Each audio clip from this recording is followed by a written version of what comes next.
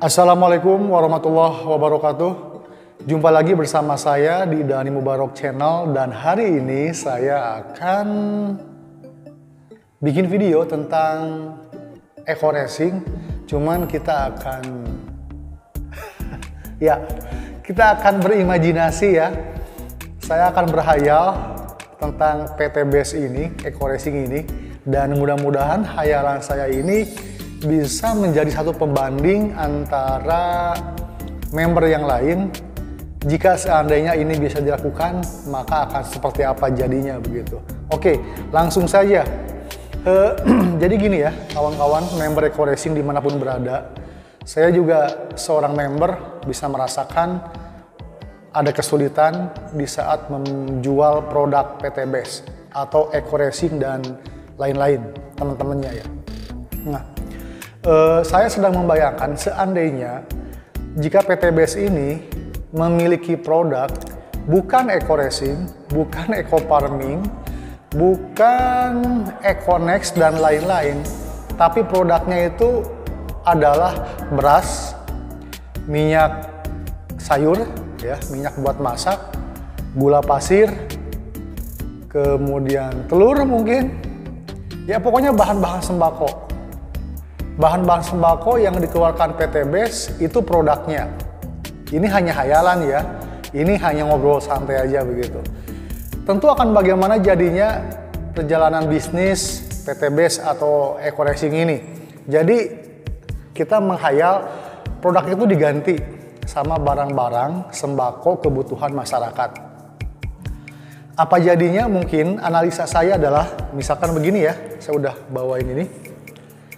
Jadi kalau kita analisa, PT BES itu produknya itu bukan eco racing dan lain-lain lah pokoknya. Beras, kemudian minyak sayur buat memasak, terus apalagi ya, gula pasir ya, dan kebutuhan-kebutuhan lain yang sifatnya sembako atau kebutuhan pokok masyarakat. Nah, jadi kita logikakan dengan kondisi sekarang bisnis eco racing itu sendiri. Jadi member itu kan bayar 2,1 juta untuk sekarang. Dan mereka mendapatkan sekitar 11 produk senilai 2.100.000. Betul kan? Seperti itu awalnya. Cuman dari 11 produk ini atau 2.100.000 ini, sebetulnya harga produk aslinya itu bukan 2.100.000 saya kira. Karena di 2.100.000 ini itu dibagi untuk 3. Pertama untuk perusahaan. Perusahaan itu kan dia memproduksi ya, memasarkan produk. Ya eco racing bikinnya berapa, harga awalnya tuh. Ketika dia memproduksi eco racing berapa, kita nggak tahu ya. Kemudian yang kedua itu untuk keuntungan perusahaan. Berapa persen? Saya juga kurang tahu. Yang ketiga adalah buat kita sebagai member yang katanya kita bisa mendapatkan banyak bonus, reward, mobil, motor, dan memang itu sudah terbukti banyak sekali. Ribuan orang yang sudah mendapatkan itu dari mana uangnya? Dari ini 2,1 juta yang beli produk.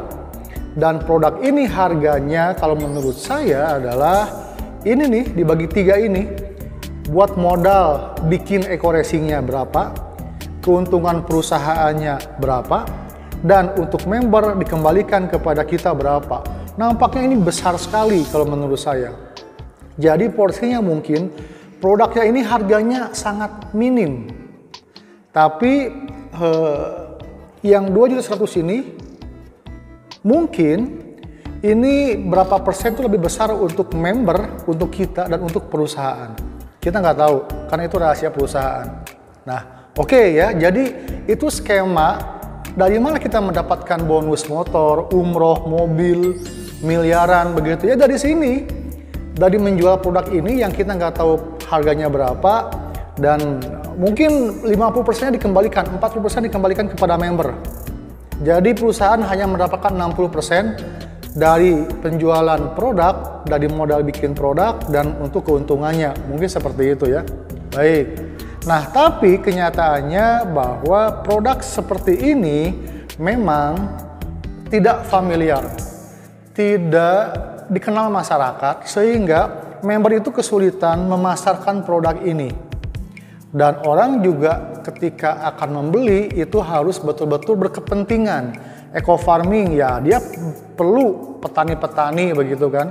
Dan produk eco farming juga tidak sendirian ternyata. Di masyarakat banyak sekali produk yang lain yang sejenis dan mereka saling bersaing itu.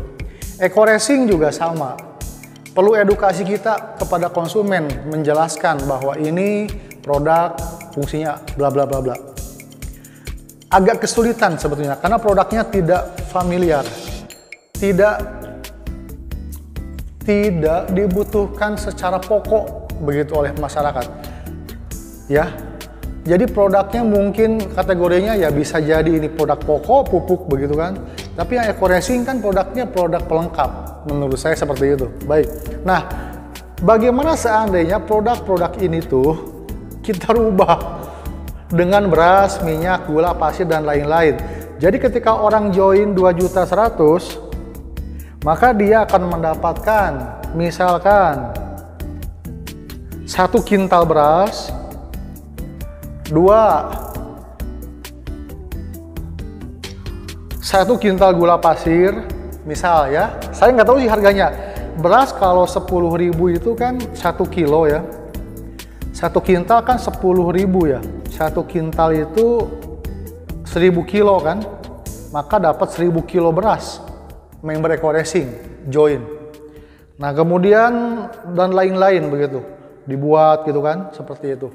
Nah, sehingga kalau seperti itu nanti konsumen akan mendapatkan barang yang dia butuhkan. Tapi keuntungan bagi perusahaan dan keuntungan bagi member itu sangat kecil.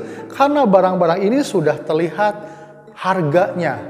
Sudah ditentukan pasarannya. Nah, begitu.